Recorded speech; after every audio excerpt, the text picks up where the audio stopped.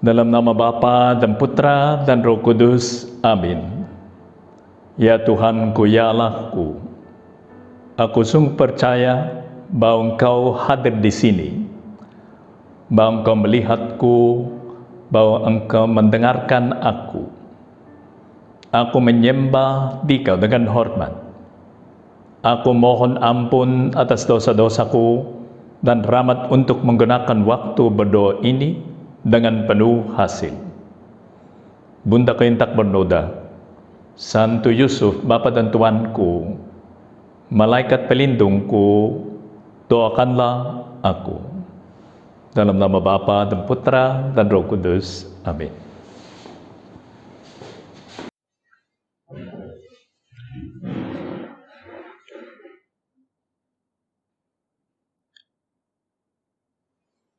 Sesudah Yohanes ditangkap, datanglah Yesus ke Galilea, memberitakan Injil Allah. Ya, karena Yohanes sudah tidak bisa mengkhotbah karena ada di penjara. Tuhan Yesus Kristus menggantikan dia. Karena memang si Yohanes itu hanya memberitahu kepada masyarakat bahwa Yesus itu akan datang. Sesudah Yohanes ditangkap, datanglah Yesus ke Galilea, memberitakan Injil Allah. Katanya, waktu telah genap, kerajaan Allah sudah dekat. Bertobatlah dan percayalah kepada Injil. Ini permulaan kehidupan kehidupannya Tuhan Yesus Kristus yang disebut publik. Karena yang dulu itu dia tersembunyi di dalam Nazaret. Sekarang dia keluar dan menyatakan diri sebagai Sang Mesias, sebagai orang yang datang untuk menyampaikan Injil kepada jemaat Israel. Bertobatlah dan percayalah kepada Injil. Ketika Yesus sedang berjalan menyusur Danau Galilea, ia melihat Simon dan Andreas, saudara Simon. Mereka sedang menebarkan jala di danau sebab mereka penjala ikan. Itu profesinya. Yesus berkata kepada mereka, "Mari ikutlah aku dan kamu akan kujadikan penjala manusia." Kita tahu bahwa di dalam Injil menurut Santo Lukas, ceritanya itu lebih panjang. Tuhan Yesus Kristus diikuti oleh banyak orang dan dia minta memakai perahunya si Petrus dan setelah itu dia memanggil mereka. Tapi di sini disingkatkan di dalam Injil menurut Santo Markus dan langsung dipanggil. Tapi kita harus ingat, seperti yang kita membaca di Injil minggu kemarin, sebelum ini Petrus sudah pernah mengenal Tuhan Yesus Kristus. Karena Santo Yohanes itu Santo Yohanes Penginjil bersama Santo Andreas, saudaranya Santo Petrus, yang mengikuti Santo Yohanes Pembaptis. Dan katanya Santo Yohanes Pembaptis dia menunjukkan Tuhan Yesus Kristus, katanya, inilah anak domba Allah. Dan setelah dia mengatakan itu, Santo Yohanes Penginjil dan Santo Andreas mulai mengikuti Tuhan Yesus Kristus, meninggalkan si Santo Yohanes Pembaptis. Nah, setelah Santo Andreas mengenal Tuhan Yesus Kristus, dia memanggil saudaranya Santo Petrus supaya dia bisa melihat Tuhan Yesus Kristus juga. Dia berpikir bahwa ada kemungkinan besar bahwa Tuhan Yesus Kristus adalah Sang Mesias. Oleh karena itu dia memanggil saudaranya supaya dia juga bisa menikmati kehadirannya Tuhan Yesus Kristus. Tapi mereka belum mengikuti terus-menerus Tuhan Yesus Kristus. Mereka pulang ke Galilea, mereka tetap kerja, dan suatu hari Tuhan Yesus Kristus sendiri pergi ke danau Galilea itu. Untuk mencari pengikut-pengikut pertamanya. rasul-rasul pertamanya, khusus Santo Petrus, Santo Andreas, Santo Yakobus, dan Santo Yohanes. Mari ikutlah aku, dan kamu akan kujadikan penjala manusia. Dan mereka pun, katanya Injil menurut Santo Markus, segera meninggalkan jalannya dan mengikuti dia. Dan kalau itu si Santo Yohanes dan Santo Yakobus, mereka masih bekerja bersama ayah mereka. Dan ayah mereka pun mereka meninggalkan untuk mengikuti Tuhan Yesus Kristus. Bisa saja ketika kita membaca Injil menurut Santo Markus, kita lupa bahwa Santo Petrus pernah mengenal Tuhan Yesus Kristus. Dia sudah kenal Tuhan Yesus Kristus waktu dia dipanggil. Nah, kita mau merenungkan ini. Karena Tuhan Yesus Kristus melaksanakan segala sesuatu bertahap, ya. Dia tidak segera, walaupun dia tahu bahwa Santo Petrus itu dan Santo Andreas, Santo Yakobus, dan Santo Yohanes akan menjadi rasulnya. Tapi waktu mereka berada bersama Santo Yohanes Pembaptis dan mereka bersama di Yerusalem, mereka tidak langsung mengikuti Tuhan Yesus Kristus, dan Tuhan Yesus Kristus tidak langsung memanggil mereka. Semuanya itu bertahap, sehingga ada ceritanya, ada kisahnya yang lumayan panjang, kan? Dia tidak,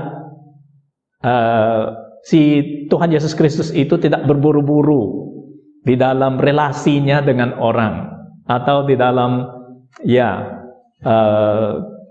bekerja samanya dengan orang-orang ini. Dan setelah Yesus meneruskan perjalanannya sedikit lagi, dilihatnya Yakobus dan Zebedeus dan Yohanes saudaranya sedang membereskan jala di dalam perahu. Nah, kita tahu bahwa Santo Yohanes sudah pernah kenal Tuhan Yesus Kristus. Yesus segera memanggil mereka, dan mereka meninggalkan ayahnya Zebedeus di dalam perahu bersama orang-orang upahnya, lalu mengikuti dia. Kisah kehidupannya Simon Petrus seperti itu. Si Santo Petrus sebetulnya dialah yang berburu-buru. Dia mau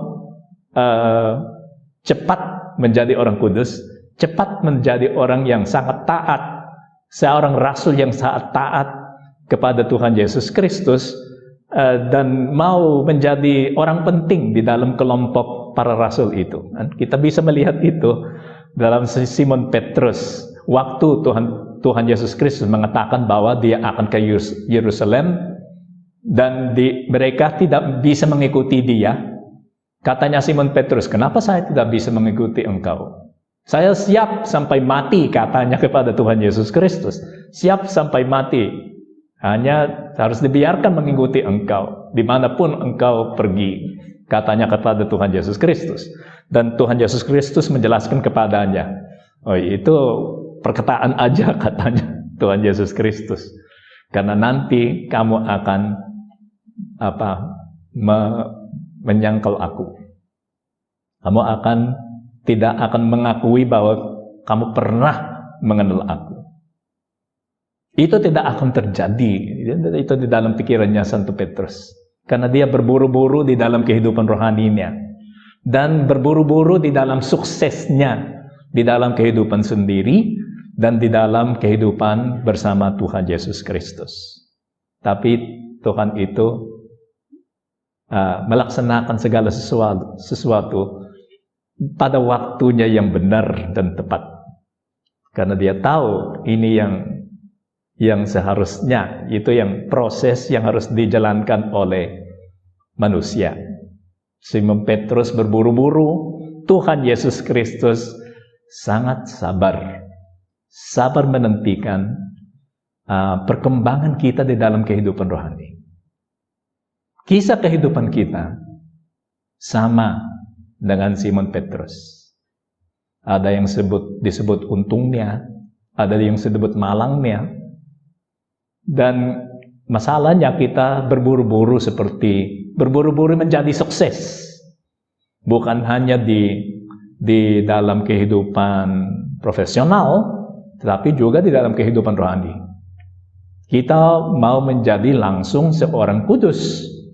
Kita mau menjalankan sebuah kehidupan rohani yang tidak ada kesusahannya. Dan kita minta itu terus-menerus dari Tuhan. Kita harus tidak heran lagi, karena justru begitulah kisah kehidupannya manusia. Kita orang yang lemah.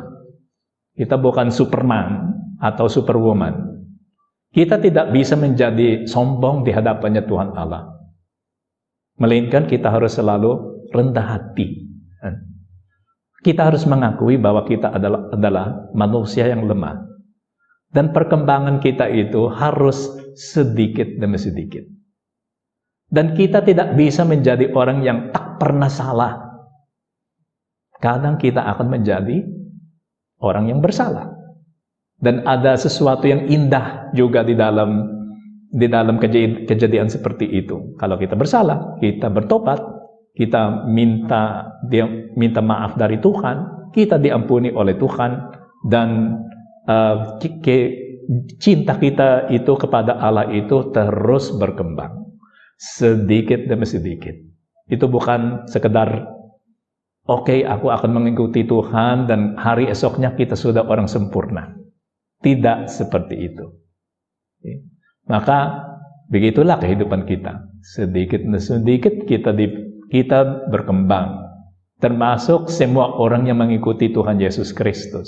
Kehidupan rohani kita itu berkembang sedikit demi sedikit. Oleh karena itu, kita harus sabar.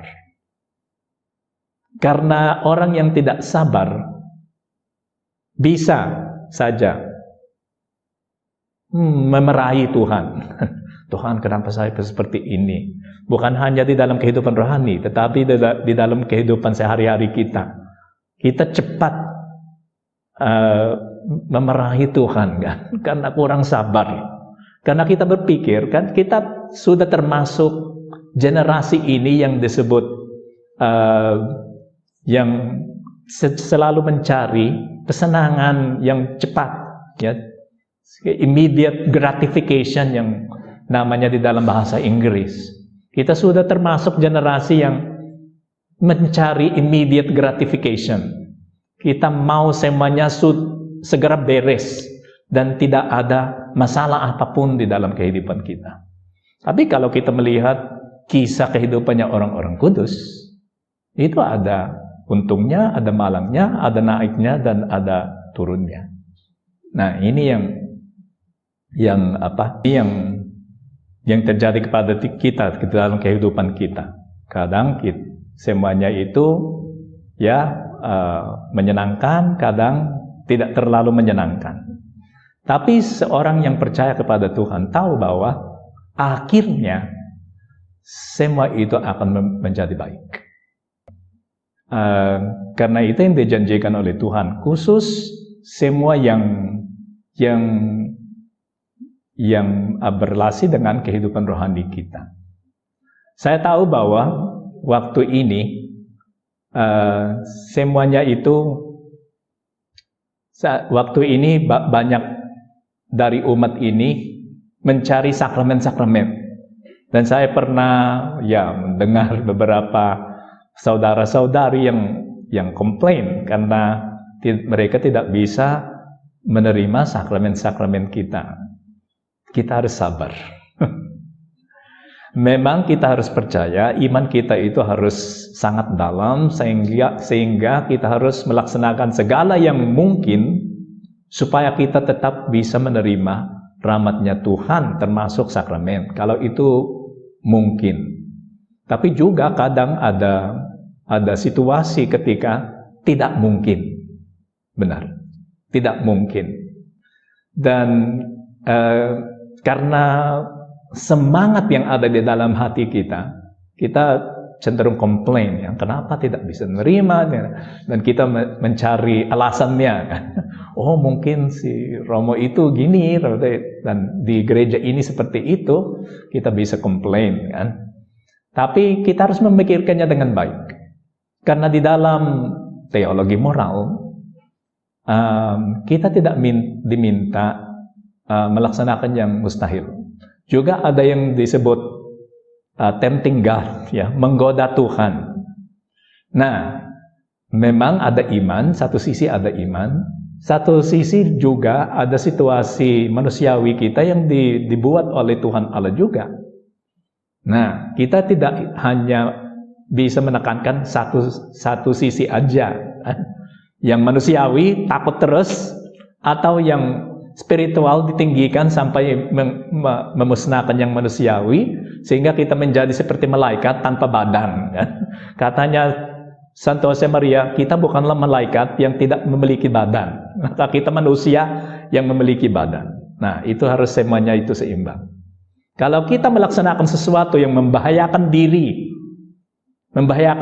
tanpa alasan yang proporsional, itu namanya itu tempting God, ya, menggoda Tuhan. Seperti apa yang diminta oleh iblis kepada Tuhan Yesus Kristus. Waktu iblis itu membawa dia ke menara itu di Yerusalem. Dan katanya iblis kepada Tuhan Yesus Kristus, silakan menjatuhkan diri dari tempat ini, karena pasti malaikat-malaikat itu akan datang untuk menyelamatkan engkau, karena engkau sungguh sang Mesias. Itu benar, yang disebutnya iblis itu benar, itu bisa terjadi. Tapi katanya Tuhan Yesus Kristus kepada iblis, untuk apa? Apa alasannya ini menjatuhkan diri dari menara supaya untuk memaksa Tuhan melaksanakan mukjizat, Nah, namanya itu menggoda Tuhan Allah. Untuk kenapa kita harus meminta mukjizat yang luar biasa, sehingga dan kita merasa ini tanda kedalaman imanku. Oke, satu sisi seperti itu. Tapi kadang memang kita diminta oleh Tuhan melaksanakan itu. Sebagaimana dia meminta Abraham mengorbankan anaknya. Dan si Abraham itu percaya. Dan itu benar. Yang diminta oleh Tuhan harus dilaksanakan. Karena dia pemilik kehidupan kita. Tapi pertanyaannya selalu ini, di hadapan Tuhan, apakah ini yang diminta oleh Tuhan dari saya? Oke, dan kadang kita komplain karena kita tidak bisa melaksanakan itu, kita tidak melaksanakan yang lain, kehidupan ini susah, ya. Dan itu satu sisi kita bisa ya menjadi terlalu spiritual antara tanda kutip. Ya, dan sisi lain yang opposite-nya itu, kita bisa menjadi terlalu manusiawi, sehingga yang mungkin juga kita tidak melaksanakan karena takut. Ada ketakutan yang berlebihan, sehingga kita tidak percaya kepada Tuhan Allah lagi. Oke, terlalu takut sehingga kita tidak bisa melaksanakan sesuatu yang memang kita bisa melaksanakan bagi Tuhan. Ini yang kita minta dari Tuhan. Tuhan, berilah kami kebijaksanaan supaya kami tahu apa yang Tuhan minta dari kami ini. Supaya kami tidak komplain, tidak berhenti karena ada halangan, tidak juga menjatuhkan diri tanpa alasan. Tanpa alasan. Tolong Tuhan, berilah kami kekuatan hati dan kebijaksanaan di dalam akal budi. Kita harus minta itu dari Tuhan. Dan semua ini bisa disingkatkan di dalam keutamaan itu yang diberikan kepada Tuhan oleh semua orang yang percaya kepada Dia. Kesabaran. Kita harus sabar. Sabar dalam dua artinya. Sabar kalau kita menderita sesuatu. Kalau kita dipanggil oleh Tuhan untuk menderita sesuatu. Dan sabar juga untuk menerima hadiahnya. Oke, jangan seperti yang immediate gratification. Saya mau menerima itu sekarang Tuhan. Kalau Tuhan memang eksis, hadiahnya harus datang sekarang. Itu berlebihan, tidak proporsional. Nah, kami tahu Tuhan bahwa Tuhan akan memberikan itu pada waktu yang tepat. Dan dari sisi kami ini, kami harus sabar. Orang sabar percaya bahwa hadiah itu akan datang. Yang baik itu akan datang. Hanya sekarang kita harus menanggung semua ujian yang diberikan kepada kita oleh Tuhan. Nah, kenapa Tuhan bertindak seperti itu? Tuhan kenapa tidak hanya diberikan semuanya, segera memberikan semuanya? Nah, karena itu adalah yang disebut di dalam bahasa Inggris learning process. Proses belajar. Karena kita manusia kan, maka manusia ini punya learning process, proses belajar. Dan kita tidak bisa langsung masuk ke universitas sebagai manusia. Perkembangan otak kita ini dan perkembangan personalitas kita ini harus diperhatikan waktu kita dididik. Maka anak kecil itu tidak langsung bisa diminta tanggung jawab yang sangat berat.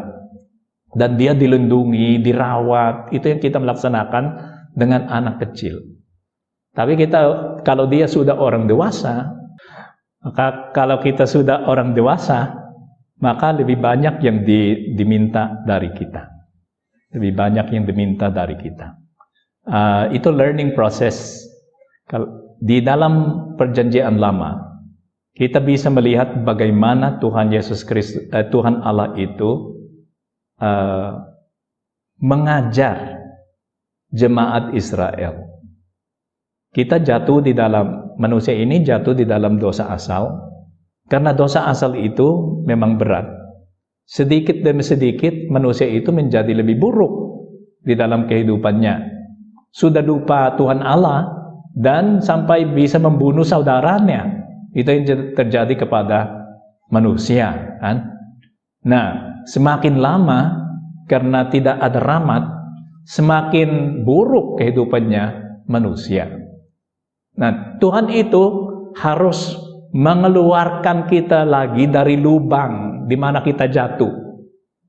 Dosa asal itu seperti lubang yang sangat dalam. Dan manusia ini harus diangkat sedikit demi sedikit supaya tidak menderita terlalu menderita. Dia diangkat sedikit demi sedikit sampai dia bisa mencapai level kehidupan rohani yang pas supaya dia bisa menerima rahmat yang besar, yaitu rahmat dari Tuhan Allah. Dan ini yang terjadi di dalam perjanjian lama. Tuhan Allah mengajar manusia, mendidik manusia supaya waktu Tuhan Yesus Kristus itu datang, mereka siap. Mereka bisa mengerti Tuhan Yesus Kristus karena sudah ada ajaran sebelumnya, kan? Ada banyak ajaran sebelumnya. Dan mereka bisa menerima dia, dan mereka bisa menyesuaikan kehidupan mereka dengan ajarannya Tuhan Yesus Kristus.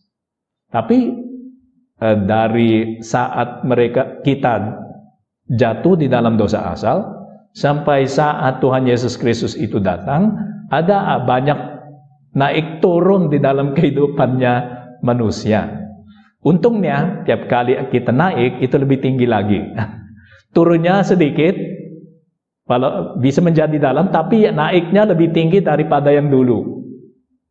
Oleh karena itu terbukti bagaimana jemaat Israel itu, kalau dibandingkan dengan suku lain yang ada di dalam dunia ini, menjadi jemaat, menjadi suku yang sangat baik.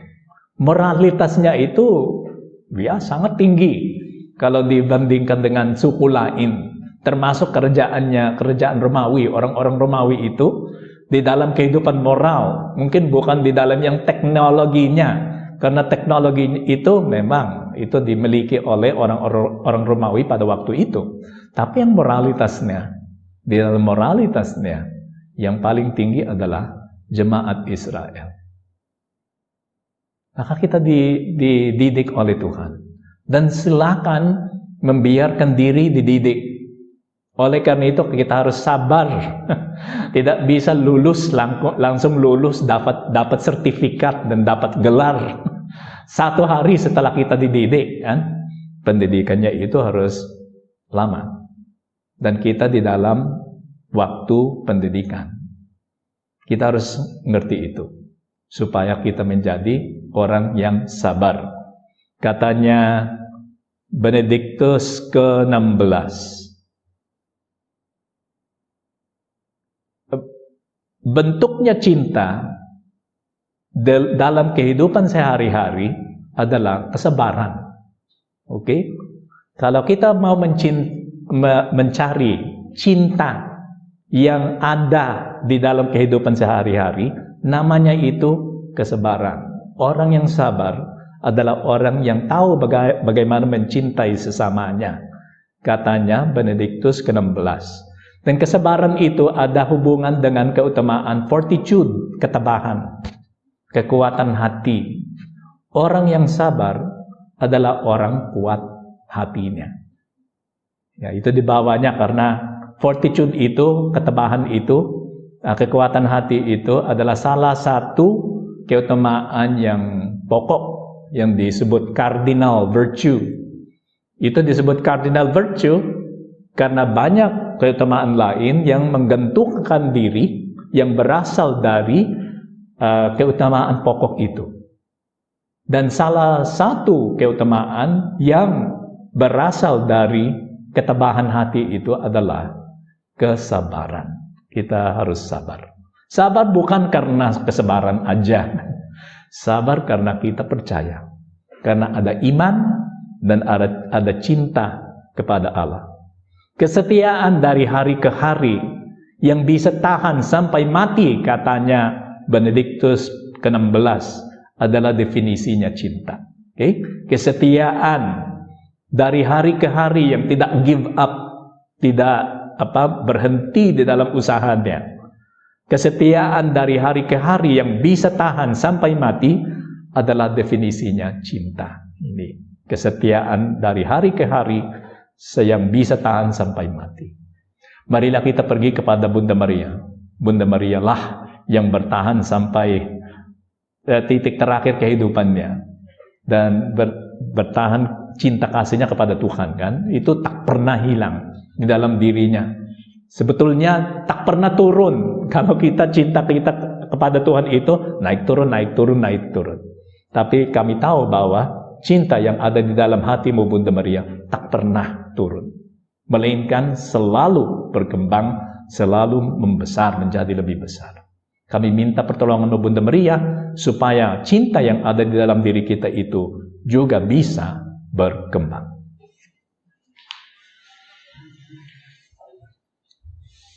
Aku bersyukur kepadamu ya Allahku atas segala resolusi yang baik, kasih dan inspirasi yang telah Engkau curahkan kepada aku dalam renungan ini. Aku mohon pertolonganmu untuk melaksanakannya. Bunda Keintak bernoda, Santo Yusuf, Bapa dan Tuanku, malaikat pelindungku, doakanlah aku. Dalam nama Bapa dan Putra dan Roh Kudus. Amin.